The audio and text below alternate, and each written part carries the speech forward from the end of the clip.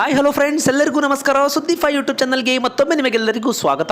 ಗೆಳೆಯರೆ, ನಮ್ಮ ರಾಜ್ಯದ ರೈತರಿಗೆ ಮುಖ್ಯವಾದ ಮಾಹಿತಿಗಳು ಬಂದಿದೆ ಫ್ರೆಂಡ್ಸ್. ನಮ್ಮ ರಾಜ್ಯ ಸರ್ಕಾರದಿಂದ ನಿಮ್ಮ ಹತ್ತಿರ ಬ್ಯಾಂಕ್ ಖಾತೆ ಇದ್ರೆ ದಯವಿಟ್ಟು ವಿಡಿಯೋನ ಪೂರ್ತಿಯಾಗಿ ನೋಡಿ ಮತ್ತು ಕೇಂದ್ರ ಸರ್ಕಾರದಿಂದ ಬಂದಿರುವ ಮುಖ್ಯವಾದ ಮಾಹಿತಿಯನ್ನು ಎಲ್ಲವನ್ನು ಕೂಡ ಈ ಒಂದು ವಿಡಿಯೋದಲ್ಲಿ ಕಂಪ್ಲೀಟ್ ಆಗಿ ಹೇಳಿದ್ದೇನೆ. ಮತ್ತು ವಿಡಿಯೋನ ಸ್ಟಾರ್ಟ್ ಮಾಡೋಕ್ಕಿಂತ ಮೊದಲು ಫ್ರೀಯಾಗಿ ಸಬ್ಸ್ಕ್ರೈಬ್ ಮಾಡಿ ಸುದ್ದಿ5 ಯೂಟ್ಯೂಬ್ ಚಾನಲ್ಗೆ ಪಕ್ಕದಲ್ಲಿ ಕಾಣಿಸುವ ಬೆಲ್ ಬಟನ್ ಕ್ಲಿಕ್ ಮಾಡಿ ಆಲ್ ಎನ್ನುವ ಬಟನ್ ಒತ್ತಿ ಮುಂದೆ ನಾವು ಹಾಕುವ ಎಲ್ಲ ಹೊಸ ಹೊಸ ವಿಡಿಯೋಗಳನ್ನ ನೀವು ಮೊದಲು ನೋಡಬಹುದು ಫ್ರೆಂಡ್ಸ್.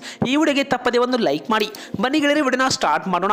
ಗೆಳೆಯರೆ, ಇದೊಂದು ರೈತರಿಗೆ ಮುಖ್ಯವಾದ ಮಾಹಿತಿ ಅಂತ ಹೇಳಬಹುದು. ನಮ್ಮ ಕೇಂದ್ರ ಮತ್ತು ರಾಜ್ಯ ಸರ್ಕಾರದಿಂದ ಹಲವಾರು ಯೋಜನೆಗಳಲ್ಲಿ ರೈತರು ಲಾಭವನ್ನು ಪಡೆದುಕೊಳ್ತಾ ಇದ್ದಾರೆ. ರೈತರು ಬೆಳೆದಿರುವ ಬೆಂಬಲ ಬೆಲೆ ಯೋಜನೆಯಲ್ಲಿ ಹಲವಾರು ಜನ ರೈತರು ಈಗಾಗಲೇ ಲಾಭವನ್ನು ಕೂಡ ಪಡೆದುಕೊಂಡಿದ್ದಾರೆ. ನೀವು ಕೂಡ ಅಂತ ಒಬ್ಬ ರೈತರಾಗಿದ್ದರೆ ವಿಡಿಯೋಗೆ ಲೈಕ್ ಮಾಡಿ, ಕಮೆಂಟ್ ಅಲ್ಲಿ ನಮಗೆ ತಪ್ಪದೆ ಎಸ್ ಅಂತ ಒಂದು ಕಮೆಂಟ್ ಮಾಡಿ ಫ್ರೆಂಡ್ಸ್.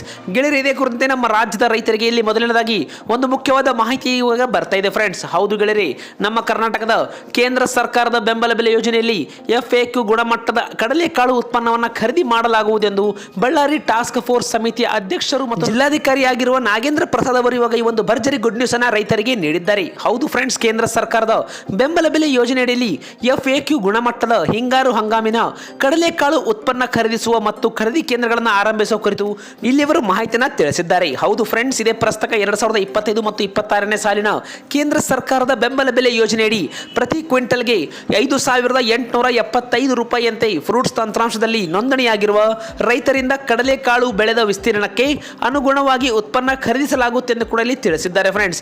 ಬೆಂಬಲ ಬೆಲೆ ಯೋಜನೆಯಡಿಯಲ್ಲಿ ಖರೀದಿ ಕೇಂದ್ರಗಳನ್ನು ಸ್ಥಾಪಿಸಿ ಫ್ರೂಟ್ಸ್ ತಂತ್ರಾಂಶದ ಆಧಾರದ ಮೇಲೆ ರೈತರಿಂದ ಖರೀದಿಸಬೇಕೆಂದು ಅಧಿಕಾರಿಗಳಿಗೆ ನಿರ್ದೇಶನ ಕೂಡ ಇಲ್ಲಿ ನೀಡಿದ್ದಾರೆ. ಹೌದು ಫ್ರೆಂಡ್ಸ್, ನೀವು ಇಲ್ಲಿ ಸ್ಕ್ರೀನ್ ಮೇಲೆ ಕೂಡ ಅದನ್ನು ನೋಡ್ತಾ ಇರಬಹುದು. ಇದೇ ಒಂದು ಪ್ರಸ್ತಕ 2025 ಮತ್ತು 26ನೇ ಸಾಲಿನ ಕೇಂದ್ರ ಸರ್ಕಾರದ ಬೆಂಬಲ ಬೆಲೆ ಒಂದು ಯೋಜನೆಯಲ್ಲಿ ಪ್ರತಿಯೊಂದು ಕ್ವಿಂಟಲ್ಗೆ ರೈತರಿಗೆ 5,875 ರೂಪಾಯಿಯಂತೆ ಫ್ರೂಟ್ಸ್ ತಂತ್ರಾಂಶದಲ್ಲಿ ನೋಂದಣಿಯಾಗಿರುವ ರೈತರಿಂದ ಕಡಲೆಕಾಳು ಬೆಳೆದ ವಿಸ್ತೀರ್ಣಕ್ಕೆ ಅನುಗುಣವಾಗಿ ಉತ್ಪನ್ನವನ್ನು ಇವಾಗ ಇಲ್ಲಿ ಖರೀದಿ ಮಾಡಲಾಗುತ್ತೆ ಫ್ರೆಂಡ್ಸ್. ಬೆಂಬಲ ಬೆಲೆ ಯೋಜನೆಯಲ್ಲಿ ಖರೀದಿ ಕೇಂದ್ರಗಳನ್ನು ಸ್ಥಾಪಿಸಿ ಫ್ರೂಟ್ಸ್ ತಂತ್ರಾಂಶದ ಆಧಾರದ ಮೇಲೆ ರೈತರಿಂದ ಖರೀದಿಸಬೇಕೆಂದು ಕೂಡ ಇಲ್ಲಿ ಎಲ್ಲ ಒಂದು ಅಧಿಕಾರಿಗಳಿಗೆ ನಿರ್ದೇಶನ ಕೂಡ ಇಲ್ಲಿ ಅವರು ನೀಡಿದ್ದಾರೆ.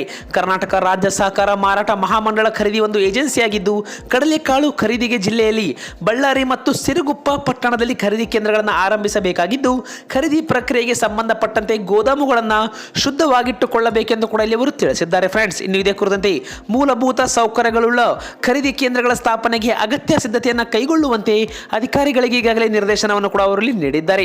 ಇನ್ನು ಇದರಲ್ಲಿ ಮುಖ್ಯವಾಗಿ ರೈತರಿಗೆ ತೂಕ ಪ್ರಮಾಣಿಕತೆ ಸೇರಿದಂತೆ ಬೇಕಾದ ಎಲ್ಲ ಒಂದು ಅಗತ್ಯ ಸಿದ್ಧತೆಗಳನ್ನು ಕೂಡ ಇಲ್ಲಿ ಮಾಡಿಸಬೇಕೆಂದು ಕೂಡ ಸಂಬಂಧಪಟ್ಟ ಅಧಿಕಾರಿಗಳಿಗೆ ಇಲ್ಲಿ ಅವರು ತಿಳಿಸಿದ್ದಾರೆ ಫ್ರೆಂಡ್ಸ್. ಇದೇ ಒಂದು ಬೆಂಬಲ ಬೆಲೆ ಯೋಜನೆಯಲ್ಲಿ FAQ ಗುಣಮಟ್ಟದ ಕಡಲೆಕಾಳು ಉತ್ಪನ್ನವನ್ನು ಖರೀದಿಸಲು ಈಗಾಗಲೇ ರೈತರ ನೋಂದಣಿ ಪ್ರಕ್ರಿಯೆ ಕೂಡ ಸ್ಟಾರ್ಟ್ ಆಗಿದ್ದು ಇದೇ ಫೆಬ್ರವರಿ 12ರಿಂದ ಮೇ 2ರವರೆಗೆ ಉತ್ಪನ್ನ ಖರೀದಿಸಲು ಅವಧಿಯನ್ನು ಕೂಡ ಇಲ್ಲಿ ನಿಗದಿಗೊಳಿಸಲಾಗಿದೆ ಅಂತಲೇ ಹೇಳ್ಬೋದು.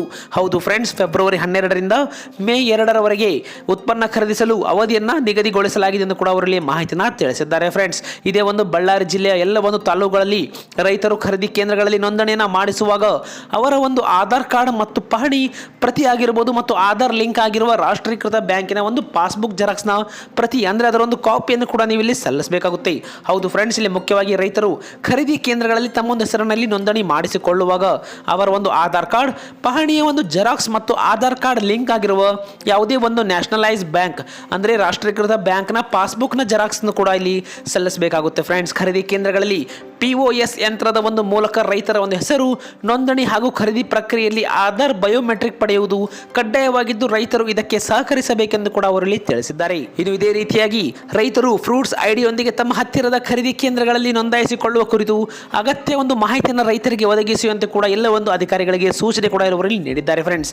ರೈತರ ಹೆಸರಿನ ಆಧಾರ್ ಸಂಖ್ಯೆ ಜೋಡಣೆಗೊಂಡ ಬ್ಯಾಂಕ್ ಖಾತೆಗೆ ಮಾತ್ರವೇ DBT ಮೂಲಕ ಹಣ ಜಮೆ ಆಗಲಿದೆ. ಹೌದು ಫ್ರೆಂಡ್ಸ್, ರೈತರು ಅವರ ಒಂದು ಹೆಸರಿನಲ್ಲಿ ಆಧಾರ್ ಕಾರ್ಡ್ ಏನಾದರೂ ಜೋಡಣೆಗೊಂಡ ಬ್ಯಾಂಕ್ ಖಾತೆ ಇದ್ದರೆ ಮಾತ್ರವೇ ಹಣ ಇಲ್ಲಿ ರೈತರಿಗೆ DBT ಮೂಲಕ ಜಮೆ ಆಗಲಿದ್ದು ರೈತರು ಕಡ್ಡಾಯವಾಗಿ FID ಮತ್ತು ಬ್ಯಾಂಕ್ ಖಾತೆಗೆ ಆಧಾರ್ ಜೋಡಣೆ ಮಾಡಿಕೊಳ್ಳುವಂತೆ ಈಗಾಗಲೇ ಅವರಲ್ಲಿ ತಿಳಿಸಿದ್ದಾರೆ. ಇದು ಬಳ್ಳಾರಿ ಜಿಲ್ಲೆಯ ಒಂದು ಮುಖ್ಯವಾದ ಮಾಹಿತಿ ಅಂತಾನೆ ಹೇಳಬಹುದು ಫ್ರೆಂಡ್ಸ್. ಈಗಾಗಲೇ ನಮ್ಮ ಕರ್ನಾಟಕದ ಹಲವಾರು ಜಿಲ್ಲೆಗಳಲ್ಲಿ ಕಡಲೆಕಾಳು ಕುರಿತಂತೆ ಈ ಒಂದು ಬೆಂಬಲ ಬೆಲೆ ಯೋಜನೆಯಲ್ಲಿ ಶೀಘ್ರವೇ ಖರೀದಿ ಕೇಂದ್ರಗಳನ್ನು ಕೂಡ ಸ್ಟಾರ್ಟ್ ಮಾಡ್ತಾರೆ. ಗೆಳೆಯರೆ, ನೀವು ಕೂಡ ಏನಾದರೂ ಈ ಒಂದು ಕಡಲೆಕಾಳನ್ನ ಬೆಳೆದ್ರೆ ಕಮೆಂಟ್ ಅಲ್ಲಿ ನಮಗೆ ತಪ್ಪದೆ ಎಸ್ ಅಥವಾ ನೋವಿನ ಮೂಲಕ ಕಮೆಂಟ್ ಮಾಡಿ.